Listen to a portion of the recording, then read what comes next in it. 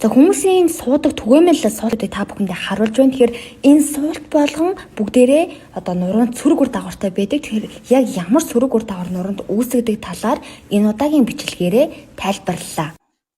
За манай эрчүүдийн гэртээ, ажил дээрээ, машиндаа тугсаа суудаг хамгийн дуртай байрлал бол одоо энэ бөксөрөө жоохон урагшаа гусаад бэлхүүснийхаа эсгийг самтлагийнхаа түвшлэгнээс хөндөрүүл суудаг энэ байрлал байдаг. Хэдийгээр бид их тухтай тавтай юм шиг санагддаг боловч энэ байрлал маань бэлхүүсний хотгорыг арилгаж бөгтөр болгохоос гадна бэлхүүсний 4-5 дугаар нугалмыг урагшин гулсахад хүргэдэг.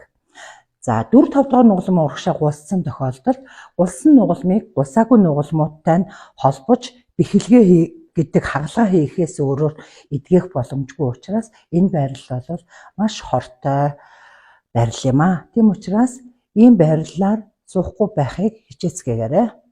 Манай амьлгийн хаяг 19 дэх хорооллын хан уул таврын 3 дахь хороолонд зайсанд Эмералдын хотхны 6 давхарт байрлаж байна.